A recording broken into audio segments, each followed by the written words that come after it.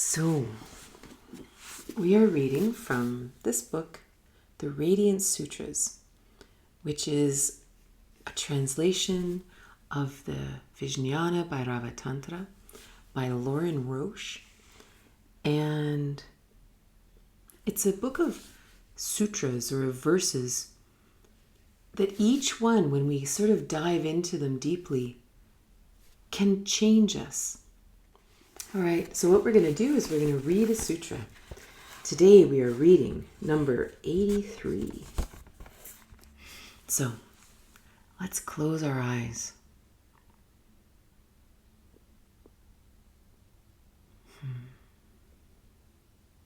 Let's just breathe deeply.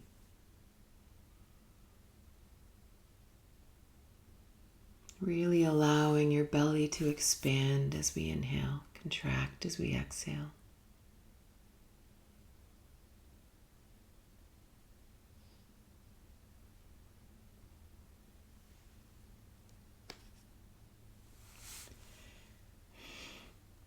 Everyone knows there is me, and then there are all these others. This is common to all. Lovers know there is me, and the source of this me is ever mysterious. Lovers know each contact with another is a spark of the divine. Lovers move through this world awake to intimacy. Each touch a revelation, never to be repeated. So this sutra is all about understanding the subject-object relationship that we have here in the world, here in duality. So the first sutra says, everyone knows there is me, and then there are all these others. This is common to all, right? So when we're born, we're aware that there's me, and then there's that person and that dog, and that, like, this experience of duality is normal, right? Now, subject and object. Subject is always the one experiencing something. So if I see the dog, I am the subject, the dog is the object. I'm driving the car. I am the subject, the car is the object, right? This is normal. It's normal to feel the separation of me and the dog, me and my partner, me and the TV, right? That's normal. That's the definition of duality. But the next part, lovers know there is me, and the source of this me is ever mysterious. So, first of all, this word lovers, they don't actually mean people who are in a sexually intimate relationship. Kate said lovers has many levels. Imagine that a lover is one who loves.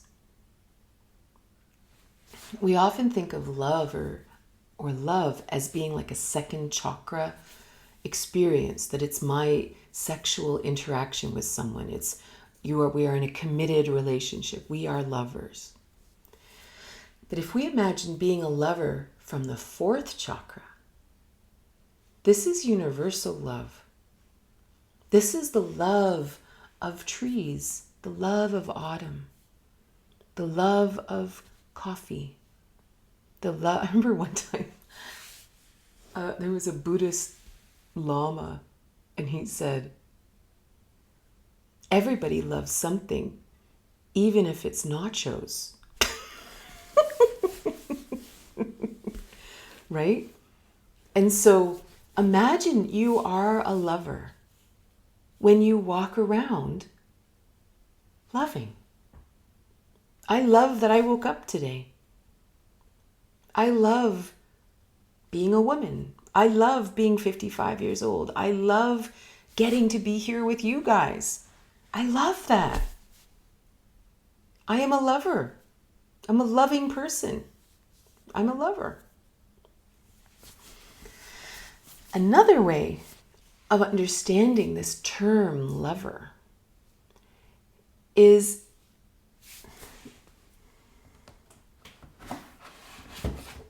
so in this book, The Divine Union of the Masculine and Feminine, this is essentially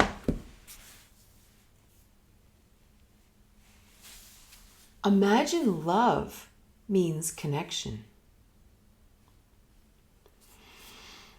So the masculine and feminine, for example, in this book, the masculine may be the giver and the feminine is the receiver.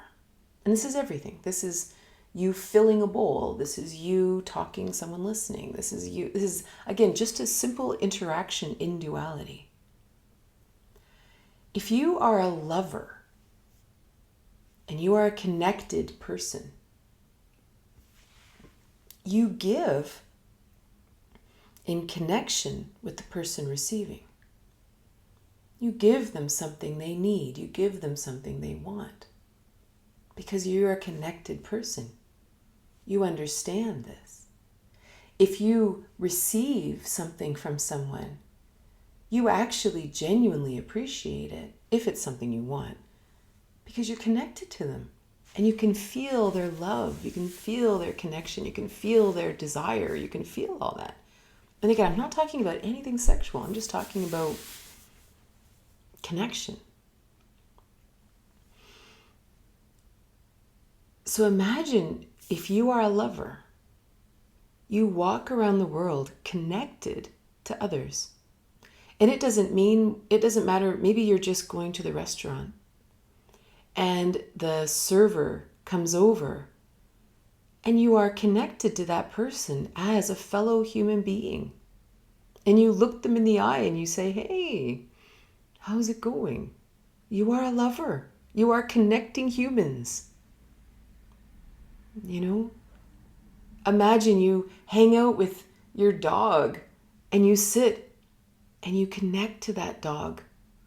And the dog's kind of like itching for something and you're like, you want to go for a walk, don't you? Let's go for a walk. This is love. This is connection, right? You are a lover. So then the next step and the real point of this sutra is that, so you can feel these steps, right? One step is you simply love all things. And this is part of that when you're just simply loving from that unconditional place.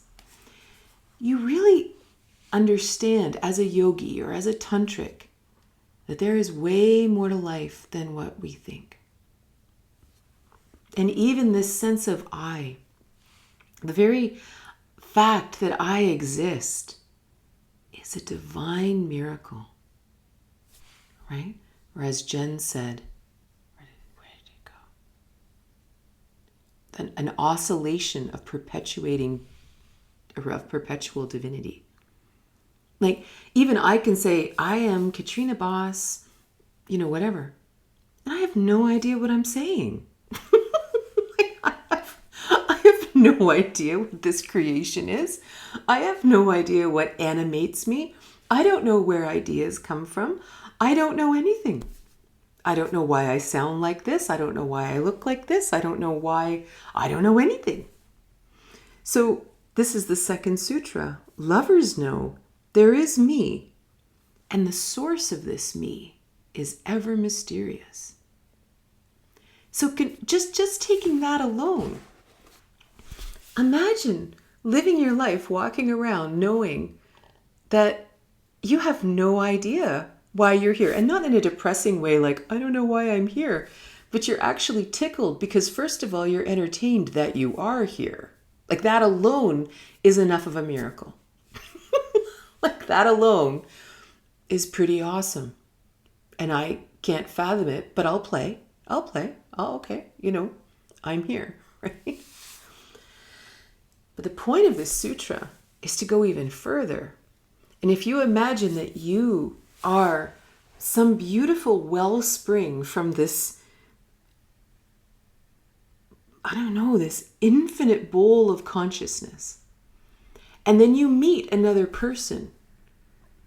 You become very aware that they also spring from that same well of consciousness. You both come from the same mystery. That dog comes from the same well of mystery. Those trees come from the same well of mystery. And suddenly you realize that we are one. There's a unity that we feel. And this is the awareness of the yogi, of the tantric, of the lover. That I understand that we are separate, and I understand that we are the same. And you don't tend to,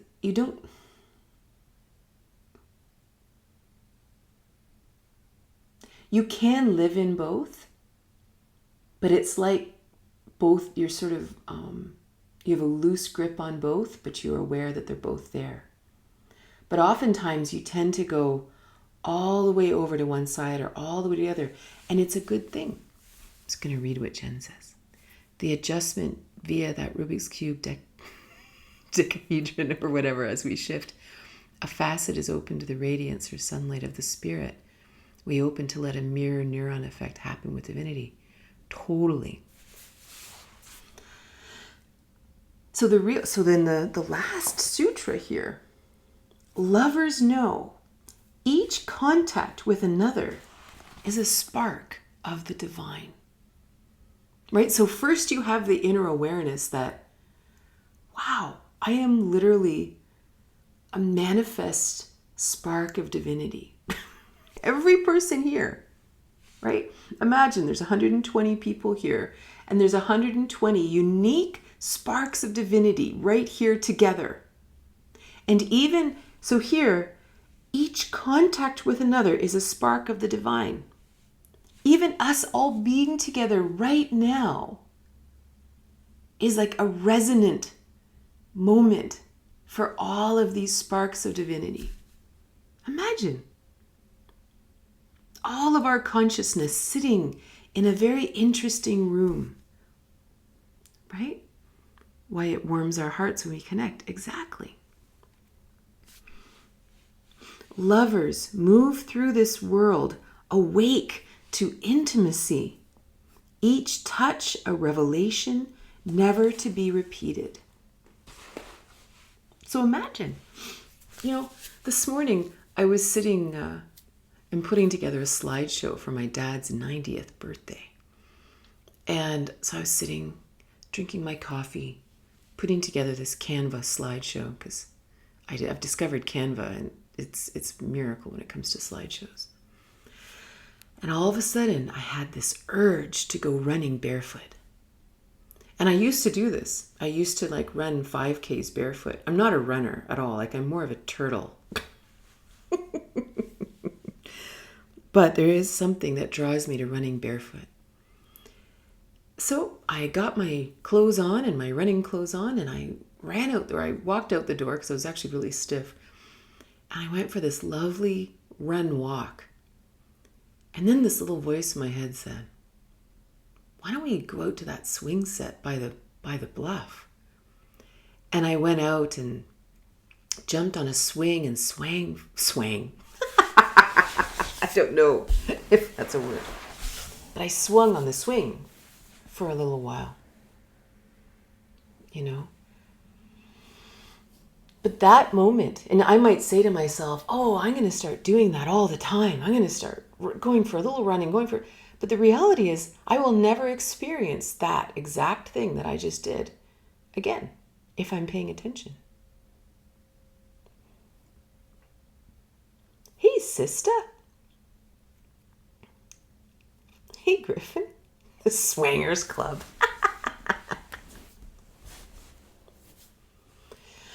So what's interesting is, And what I really love about this journey of exploring the subject-object relationship is it is truly an and statement. It isn't that experiencing unity is more important than experiencing the diversity of you and I, or of subject and object. It's really important for me to understand that I am not you, right? Because if I don't understand that I'm not you, I'm going to get in your business. I'm going to think I have some idea what you should be doing in your life. I'm going to have judgment. I'm going to think that I am, worse than you or better than you, right? The fact that I fully embrace the idea that we are actually completely unique sparks of divinity allows me to look at you and love the diversity between us, right? That I don't want everyone to be like me. I don't want everyone to think like me. I don't want everyone to hold my value systems. I don't want that. I actually want you to be you. You're not supposed to be me. We are supposed to be unique. And when that isn't clear, we can get into a lot of trouble. And ironically, when that's not clear, we struggle to love. Like to truly love someone. Because if you don't love someone for actually who they are, you don't love them. Right? That's not love. Love is connection, genuine connection, heart-to-heart connection. Right? So it's interesting that on the one hand, we completely embrace diversity. Like even to say that if all these people that are here right now all got into a room, even though we are all interested in the Radiance Sutras and we love gathering together, I don't know that we could find a more diverse group of people. And wouldn't it be a shame if we all became the same? Wouldn't that be a shame for us to lose who we were?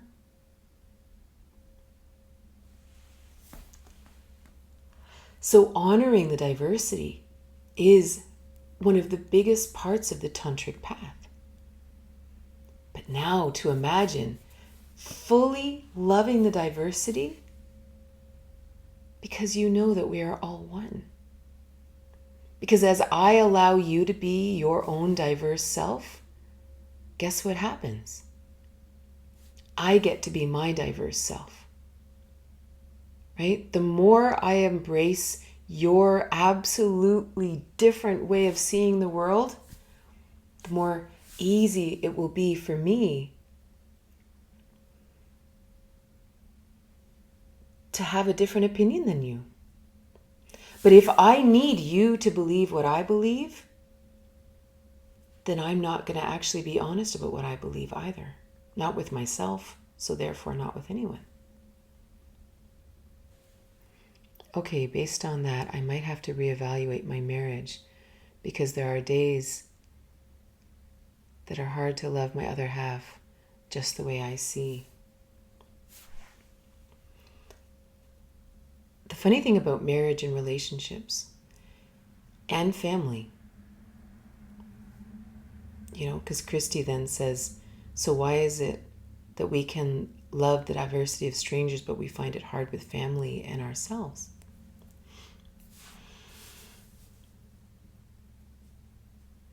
I watched a show this morning.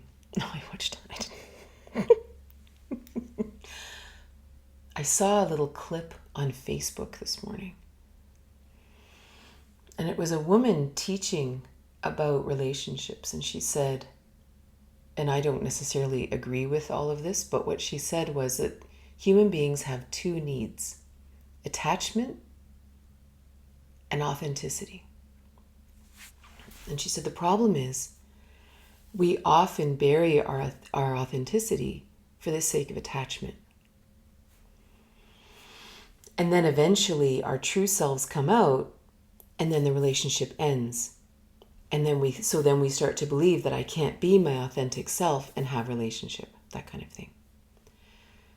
And then her next example was, so let's say you have a really hot temper. So you get into a relationship and you bury that hot temper for the first month, second month, third month, and you've got this nice relationship, so you're all happy. And then all of a sudden one day you let that temper out and the person leaves. And now you've experienced abandonment, right? And eventually you learn that you're not allowed to be your true self. And there's a few, we could talk about that one concept for a long time. But what really struck me was the normalization of really unhealthy antisocial behavior. To say that I have a really hot temper, there's something wrong with that. That's not a healthy state of being. That's a wound. That's like someone saying, I'm going to run that marathon even though I have a broken leg. No, you have a broken leg. You should fix the broken leg.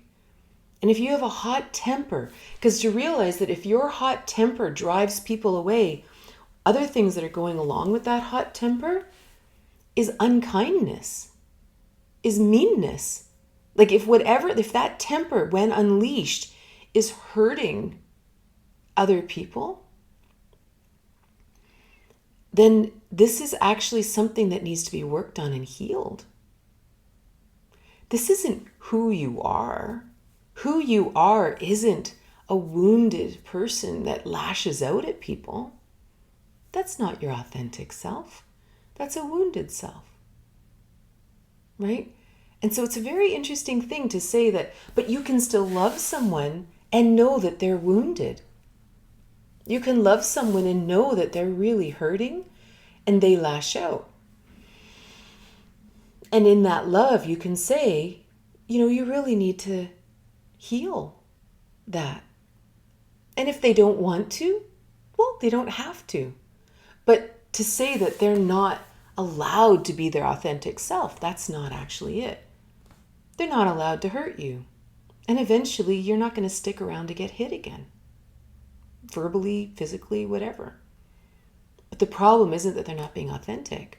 Or the problem isn't that you didn't love them. The problem is that they're lashing out at people, which I describe as antisocial behavior because it pushes people away. Human beings aren't meant to be antisocial. We're meant to be lovers. And anything that isn't loving is something we have to look at. Or we can look at, right? Thank you so much for being here. And I hope you have a wonderful day.